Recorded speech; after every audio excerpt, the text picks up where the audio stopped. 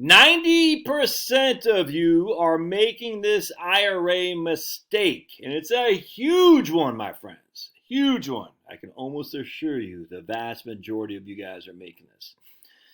All right, so let's dive into this. I wrote this blog post this morning. I got up bright and early, 5:03 in the morning, take my kid to cross country, came back and wrote a blog post.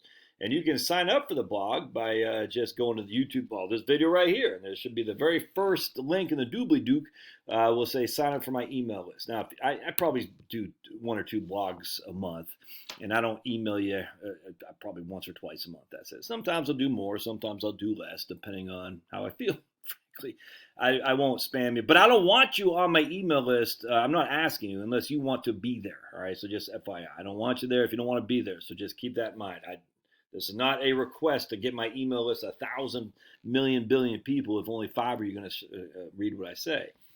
Anyway, so I wrote this because it went to a video I did yesterday about does Bob need a money manager? And anyway, so I posted this video on it. Now, and I say in this blog post, as is typical in that video I did, that I usually go off on a tangent. And for the ill-informed, that may seem irrelevant to the question at hand. In fact, but it's not irrelevant because in my 25 years as a professional, and professional just means you get paid for your line of work, doesn't mean you're good or competent, just means you're getting paid. The biggest mistake I've seen time and again in financial planning is this one. And yet the fix is so doggone easy. What would Josh tell us what the mistake is? Nah, dude, not going to tell you. You got to wait till the end of the video. We'll be there shortly. Hang tight. So let's paint a picture of a typical client of mine, Bob and Jane. Bob is an engineer who worked for many moons at Martin Marietta and then retired from Lockheed later on because Martin Marietta and Lockheed Martin combined, and there you go. Over the course of his career, he amassed 2 million schmackes in his retirement account. Upon retiring, he rolled that money to an IRA at Vanguard. Nothing complicated here. Unfortunately, one day, Fauci and Francis Collins come by, and suddenly Bob has a stroke. We don't know what caused it, and of course, we'll probably never hold anyone accountable. But we're smart enough to put 2 and 2 together and recognize whenever those 2 gentlemen show up, Francis Collins and Fauci, bad things happen to people. Coincidence? Who knows? I've had a number of people unsubscribe, probably 6, I'm sure because they're Fauci fans. Just Fauci fanboys. Like, dude, if you're just recognizing this about me, where the hell you been, dude? Because I'm not a Fauci fanboy. But now Bob doesn't know who he is or even where he is. Is this temporary? Is it permanent? We don't know. What we do know is that Jane is now in charge of the entirety of the household to include the financial management, which before Bob had done. The doctor's bills start coming in. RMDs from Bob's 2 million IRAs are due. The market's getting knocked around because Biden's Build Back Better and Green New Deal. And Jane is beginning to worry. What do I do? How do I manage all this? So she calls Vanguard for guidance. And the Vanguard says, sucks to be you, Jane. This is Bob's money, not yours, and we can only help the owner. To which Jane says, yeah, but I'm the beneficiary and the wife. And Vanguard rightly then says, oh, so Bob has died? In that case, it's easy. Just send a copy of the death certificate, validate your identification, and then we'll make sure that you are the beneficiary, and we'll send you the money, no problem. But Bob isn't dead, Jane explains, exasperated. He's incapacitated. The Vanguard says, ooh, sorry. When he said you were the beneficiary, I assumed he had died because being a beneficiary means nothing while he's alive. And given that he's actually still breathing, this is going to be much more difficult, Vanguard says. We're going to need a court order nominating you as the manager of his financial affairs. Jane says, what? How does that take? I need the money now. It's like the old J.D. Wentworth commercials. It's my money and I want it now. And Vanguard says, oh, don't I know it? Those bills come at you fast. And Jane says, huh? I don't think you understand. You guys have my money. I need it. And then Vanguard says, well, it's actually not your money, Jane. It's Bob's. Sorry, but until we get authorization for you to act on his behalf, there's nothing we can do. And Jane slams the phone down. And I said, yeah, until you just click on it. It's not quite the same as slamming the phone down. It's like, screw you. Now it's like just not quite the same drama. But the money she needs is right frickin' there. Vanguard has it. She's the beneficiary. She's the wife. But it's Bob's money, and she has no access to it because, in actuality, Bob neglected to do proper estate planning. Now, while this little drama may seem cartoonish, I'd ask you to think for a second. Could this actually happen to you? I bet you don't know. Thus, we got to get moving on this. The easy way to solve this is to simply see an attorney. Yes, a real live one that specializes in estate planning. The two attorneys that Charlotte and I have used in the past are Allison Bird here in Georgia, and I think she's in Roswell, and Erin Lehman back in Harrisonburg, Virginia. And I recommend both of them. Now, it's been 20 years since I talked to Erin and 10 since I talked to Allison, so maybe a lot has changed. They don't know me anymore. They might be Fauci fanboys. I don't know. But I don't even care. They're good at their job. And when we left the office, Charlotte felt very comfortable that she had a point of contact in case something happened to me. And that alone was worth the fee we paid. All right, so now you're convinced you need to do something. Yay for you. Unfortunately, a mistake many people make is when they hire an attorney to drop their documents can be found in this comment from that video. And I think the guy's name, Ralph, I think, wrote this comment, if memory serves. Ralph says, this is horrible.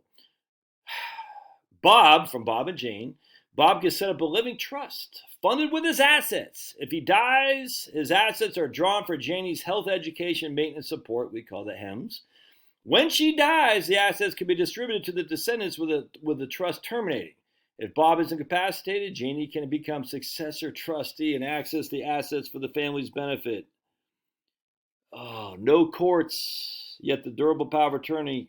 Yes, get the durable power of attorney, but may be not honored as you mentioned. This is bad. I'm not sure if Ralph is an estate planning attorney, but this is bad advice. And I said, man, for the love of all that is good, why would you do this to your spouse? Be advised, I'm not giving legal advice here, but do you not see the problems here? There's so many to see in this one little paragraph. I don't want to go into them right now. But I do say, if we're dealing with Bob's incapacity, a living trust won't do crap with IRA assets, Ralph. A living trust doesn't own the IRA. Only a bank-managed trusted IRA can own an IRA. And that's, you got to pay 1.5%. The whole thing is just crazy. I mean, look, you could do that. But very few people have trusted IRAs. Yeah, we had one at USA, and they were big on that. I didn't see much benefit there at all. When you have a simple solution called the durable power of attorney, which we'll get to a little bit more here in just a second. But on top, there's so much in here, too. So, look, man, Bob and Jane, let's say they're college sweethearts, like your buddy Josh and Charlotte. If I die, why would I want my assets going to a trust solely for Jane's health, education, maintenance, support? Well, that way it avoids estate tax. It avoids, what do they say? It's a bypass trust. It bypasses Jane's estate and allows me to use my full estate exemption. There is no estate tax on a $2 million estate, dude. And you're not getting around the income tax. I don't care if the trust owns it. I don't care. There's no estate tax here. There is an income tax issue. At the end of the day, I don't even care. Why would I create this nightmare of a HEMS with a Q-tip, or if that's what we're going to do here, a qualified terminal interest property? All this stuff is silly, dudes. Unless Jane has a crack addiction, just give her the damn money. It's Charlotte and mine together. Just because it's in my name, it's still hers just as much as mine. And why would I name my wife as a successor trustee anyway? That doesn't make any sense. When you name a trust, a living trust, you are the grantor. You're granting assets to be held inside that trust. The trust is being funded with the assets you grant to the trust. Generally speaking, you and your spouse are co-trustees because you're both granting your jointly owned property, a brokerage account, your bank accounts, your house. You're not granting an IRA to a trust. You can't do that other than this thing called a trusted IRA. And on occasion it is valuable, but in here it's not. You're just not doing that. It's just the idea of someone saying this is crazy to me. I'm like, no, you're not doing that. So Charlotte and I are co-trustees. We're the grantors of the trust. At the death of both of us or the incapacity of both of us, or either way, we have successor trustee. We'll name Allison Bird as my successor trustee while my kids are minors. That's fine. All right. Now, that's not what we do here because now two of my kids are no longer minors, and both of them are now in high school, the other two.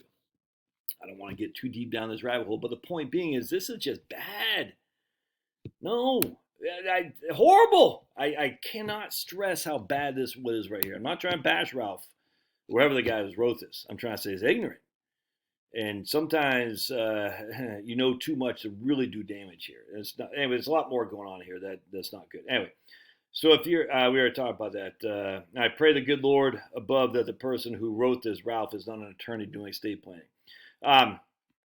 Remember, I want to point out when it comes to proper estate planning, what we're trying to do is solve problems, not create new ones, as this guy's comment does exponentially. I cannot tell you how many men, in particularly, I'm going to protect my wife, and they have this freaking spider web of details. You just want to drop an anvil on your head.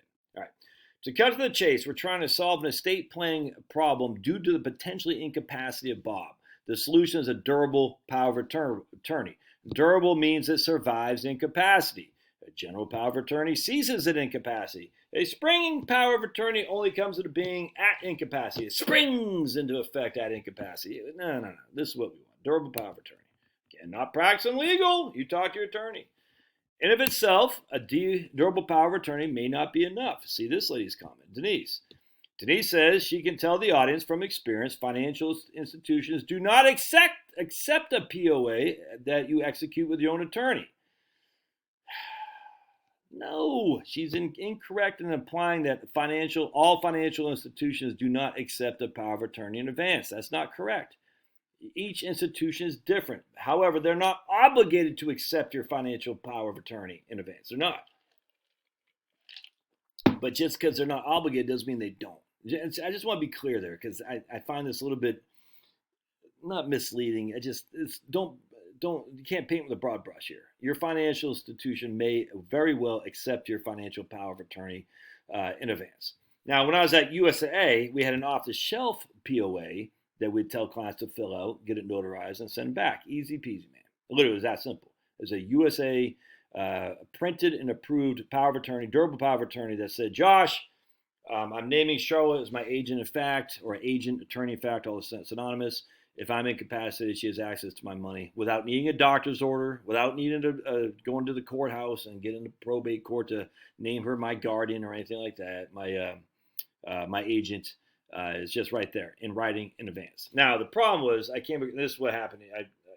A few years ago, I came across a Bogleheads article about Vanguard's requirements for powers of attorney on file, and it's like they had to have you send them every 30 days to keep it active. That's just stupid, man. So don't do that. But anyway, the point being is you call in advance. You say, hey, Vanguard, what do you need? I'm Bob. I got $2 million in my IRA. I want to make sure if something happens to me, Jane has access to my money via durable power of attorney. What do you need in advance so we can avoid the rigmarole that comes with it after the fact? So to conclude, get your doggone estate planning documents done in good order ASAP. Contact an estate planning attorney. Fees will run between $1,000 to $3,000 depending on what you're doing.